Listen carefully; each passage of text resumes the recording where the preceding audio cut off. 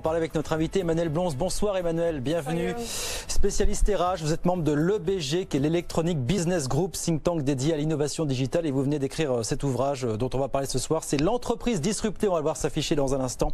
L'entreprise disruptée, les défis de l'intelligence artificielle, c'est aux éditions Duno. Ça fait 20 ans que vous intervenez en entreprise sur les questions de transformation digitale et d'intelligence artificielle. Pas 20 ans sur l'intelligence artificielle, c'est plus récent Emmanuel? Non, oui, l'intelligence artificielle, ça fait quelques mois qu'on commence à avoir quelques contacts en entreprise, quelques questions qui se posent. Ça veut dire quoi intervenir en entreprise, là, quelques mois seulement sur l'intelligence artificielle? À quelles problématiques, quelles questions vous êtes confrontés finalement? Alors, moi je m'occupe principalement des RH, donc de la transformation RH liée à l'IA, et aujourd'hui on intervient pas mal sur une première couche d'acculturation, essayer de faire comprendre aux RH qu'est-ce qui se passe, qu'est-ce que ça veut dire l'IA pour les RH et à quoi on doit être attentif. Et ce que vous nous dites, c'est que l'intelligence artificielle va obliger l'entreprise à faire des choix. Soit on prend uniquement cette révolution sous l'angle technologique, soit on prend en compte les questions d'éthique, et les questions de responsabilité.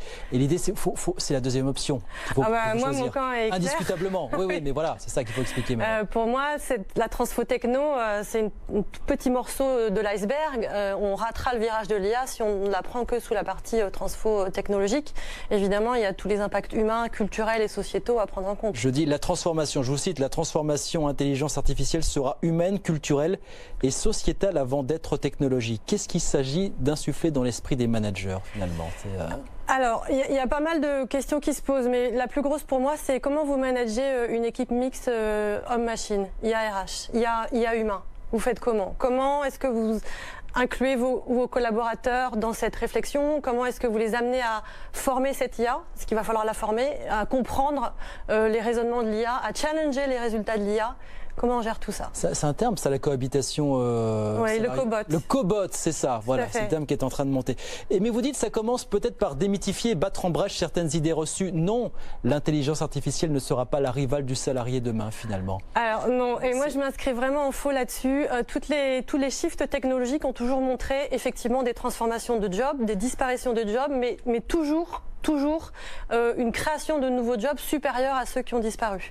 Donc l'enjeu, il n'est pas sur la disparition des jobs, il est sur comment on transforme la ressource humaine pour qu'elle s'adapte à ces nouveaux jobs. C'est notre certitude aujourd'hui, Emmanuel, mais dans 1 an, 2 ans, 3 ans, 5 ans, où est-ce qu'on en sera finalement? Ça, je ne peux pas encore vous le dire. Non, mais l'idée, c'est ça, c'est rassurer les employés, l'encadrement par les questions qui pullulent sur le sujet, effectivement, c'est prérequis. Je pense que le premier point, c'est vraiment acculturer les équipes et les codir à l'IA. Qu'est-ce que c'est et qu'est-ce qu'elle ne fait pas? Aujourd'hui, le marketing de l'IA est largement en avance sur l'IA elle-même. Donc, on va se calmer. C'est pas demain que j'ai mon copain robot qui va me remplacer. C'est vraiment important de comprendre comment elle fonctionne et ce qu'elle peut faire. Quel langage homme-machine? Comment est-ce qu'en 2019, on établit tout ça?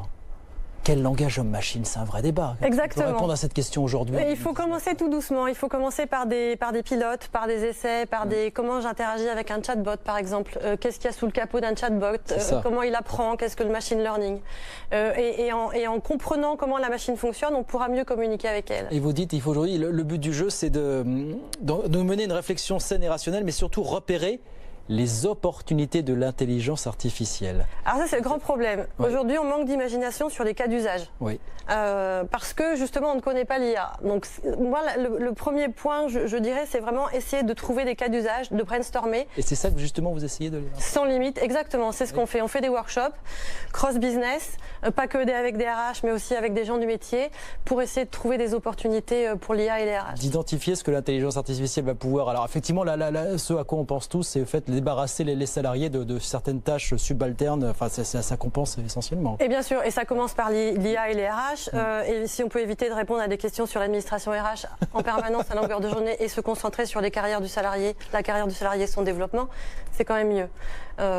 Donc il y a des cas d'usage qui existent, qui permettent de réhumaniser le travail et de justement débarrasser on va dire l'entreprise de ce côté un peu redondant, routinier, etc. Vous allez arriver à faire aimer l'intelligence artificielle aux salariés. Mais ce qui est intéressant, c'est que vous nous dites, on va justement essayer d'identifier les opportunités de l'intelligence artificielle pour les entreprises, mais aussi identifier les risques potentiels de l'intelligence artificielle pour les entreprises. Ouais. Alors, ça veut dire quoi? Ça, c'est intéressant, ça, aujourd'hui. Alors, les risques... On vend surtout les bénéfices, l'attrait, les opportunités qu'offre l'intelligence. Mais les risques? Non, surtout en RH, il y a des risques. Notamment, il y a des risques de biais dans les algorithmes. Si vos équipes de développeurs, par exemple, ne sont que masculins, il se peut que inconsciemment, dans l'algorithme, il code quelque chose de très masculin, notamment sur le recrutement. Et du coup, vous n'allez recruter que des gens qui correspondent au profil que le développeur a en tête. Bon, je la fais un peu caricaturale, mais le gros risque, il est là. Donc l'idée, c'est d'avoir vraiment des équipes diverses et variées qui vont créer ces algorithmes, qui vont les vérifier pour pouvoir éviter ces biais. Ça, c'est le premier risque. Le deuxième risque, il est éthique. Est-ce qu'on laisse la main à la machine complètement? Évidemment non. L'homme a toujours son mot à dire, la décision finale sur un recrutement, sur une promotion. Voilà, donc c'est les deux gros risques que je vois sur la partie RH.